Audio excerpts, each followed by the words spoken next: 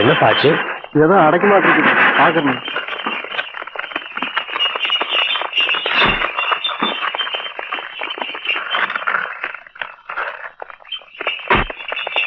தம்பி கொஞ்சம் வண்டியை எடுத்துங்க. இவ்வளவு பேர் வண்டியை கட்டிட்டு போறீங்களே, இந்த பக்கத்துல ஏதாவது திருவிழாவா? ஐயா, 20 வருஷத்துக்கு முன்னாடி 18 பட்டிக்கும் ஒரு தனி மனுஷருக்கு ஒரு பஞ்சாயத்து இருந்தது. அது தீர்ப்பாகாமலே நின்னுச்சு. அந்த பழைய வழக்க இன்னைக்கு விசாரிச்சு தீர்ப்பு சொல்ல போறாங்க. அதை தெரிஞ்சுக்கத்தான் 18 பட்டி ஜனங்களும் இன்னைக்கு வண்டி கட்டி போயிட்டு இருக்கோம். ஆமா, அதை தீர்த்து வைக்க போறது யாரு? இது கூட தெரியாதுங்களா? பெரிய கவுண்டரோட மகன் சின்ன கவுண்டரு. டேய், விவரமா சொல்லுண்டா. சின்ன கவுண்டர் பரம்பரை இருக்குங்களே, பால்ல கலந்த சர்க்கரையும் மோர்ல கலந்த உப்பையும் பக்குவமா பிரிக்க தெரிஞ்ச பரம்பரை. அதுலயும் சின்ன கவுண்டர் இருக்காருங்களே, கடிகாரத்தை பார்க்காமலேயே மேல சுத்தி வர்ற சூரியனையும் விளைஞ்சு வர்ற பயிரையும் பார்த்து மணி சொல்றவரு. ஐயா, இவ்வளவு எதுக்குங்க? சித்த உங்களுக்கு நேரம் கிடைச்சதுன்னா அங்க வந்து பாருங்க. பஞ்சாயத்துல என்ன நடக்குதுன்னு தெரியும். சின்ன கவுண்டரை பத்தி அங்க தெரிஞ்சுக்குவீங்க. பாப்பாவா மகாலிங்கம், கோர்ட்டுக்கு கொடுக்கிற முக்கியத்துவத்தை விட ஒரு தனி மனிதனுடைய பஞ்சாயத்துக்கு இவ்வளவு ஜனங்கள் முக்கியத்துவம் கொடுக்கறாங்கன்னா அதை நாம் பார்த்தாகணும்.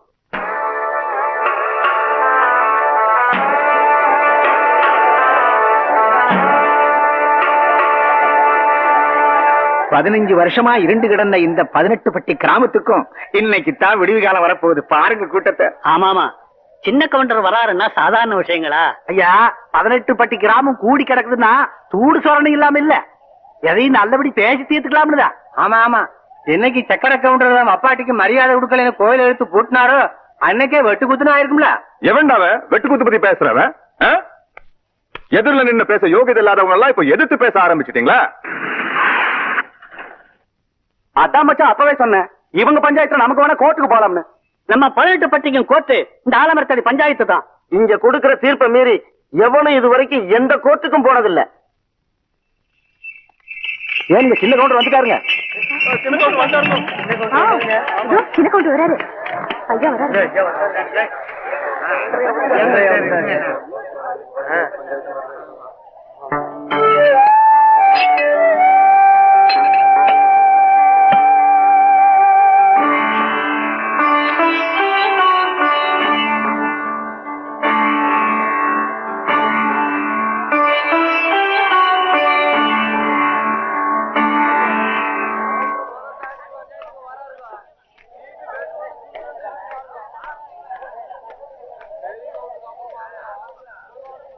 எல்லாருக்கும் வணக்கம்.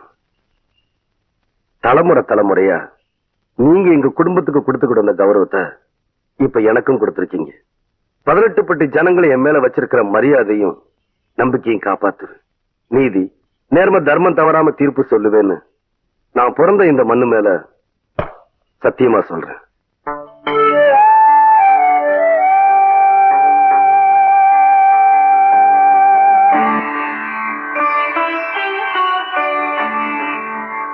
வழக்க ஆரம்பிக்கலாம். உங்களுக்கு தெரியாது இல்ல தம்பி, 15 வருஷத்துக்கு முன்னாடி பண்டிக்கார மாகாளியம்மன் கோயில் கட்டணும்னு சொல்லி உங்க அப்பார் தலைமையில கூடி முடிவெடுத்து ஒரு கோவிலையும் கட்டி முடிச்சோம். கோவில் கும்பாபிஷேகத்தன்னைக்கு கோவில் கட்டி இருக்கிற இடம் இந்த அம்மாவுக்குத்தான் சொந்தம்னு சொல்லி கும்பாபிஷேகத்தையே தடுத்து போட்டாரு உங்க மச்சான். கும்பாபிஷேகத்தன்னைக்கு சக்கர கவுண்டர் அந்த கோயிலையே பூட்டி போட்டு போயிட்டாரு தம்பி. ஏன் என்னன்னு கேட்டா, சங்கரபாண்டி வாத்தியாரு அந்த நிலத்தை இந்த நரசம்மா பேருக்கு கரையம் பண்ணி கொடுத்துட்டாருன்னு சொல்றாருங்க. ஆனா அது புறம்போக்கு தம்பியோ. யோ, அதாயா பிரச்சனையே. அது முடிவாக எப்படியா புறம்போக்குனாலும் சொல்லலாம். ஆனா அது உங்க நிலமாவே இருக்கட்டும். கோயில் கட்டி முடிச்சதுக்கு அப்புறம் சொந்தம் கொண்டாடுற தப்பு இல்லையா? இத பாருங்க தம்பி, பஞ்சாயத்துல நாங்க உங்களுக்கு நிலம் வாங்கி தரோம், அது நீங்க வாங்கிக்கங்க. எங்களுக்கு எங்க நிலம் தான் வேணும். வேணா அந்த கட்டின கோயில தோண்டெடுத்து வேற இடத்துல வச்சுக்கோங்க.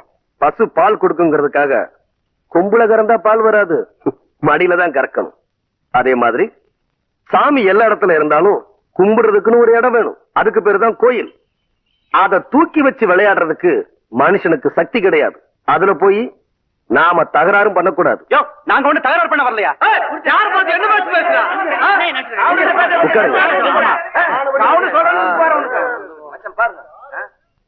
ஊருக்கு சொந்தமான நிலத்தை உங்க நிலம்னு சொல்றீங்க, அதுக்கு ஏதாச்சும் ஆதாரம் இருக்குதா?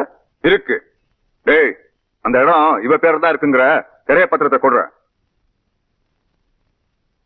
படிக்கட்டும், வேடிக்கை பாரு. இந்தா படிச்சு காட்டியா?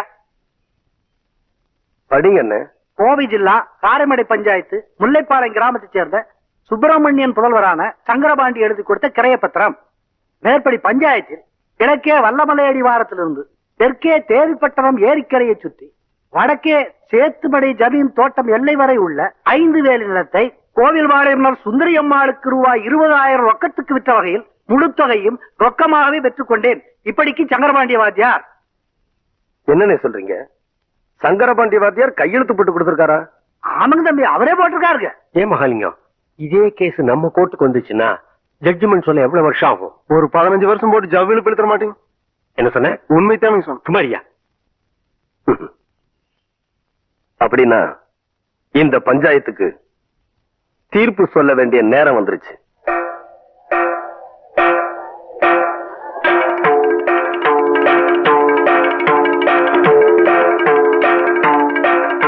ஆயிரத்தி 1936 வருஷம் சங்கரபாண்டி வாத்தியார் இறந்துட்டாருன்னு உங்க எல்லாருக்கும் தெரியும்.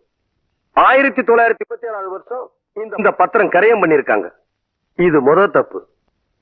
சங்கரபாண்டி வாத்தியார்னா எல்லாரும் பள்ளிக்கூட வாத்தியார்னு தப்பா நினைச்சுக்கிட்டு இருக்கீங்க.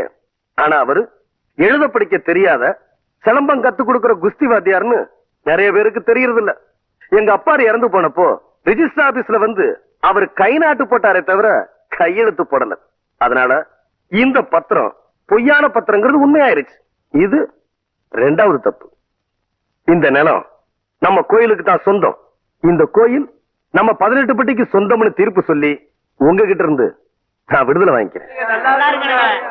நீங்க நல்லா இருக்கணும்.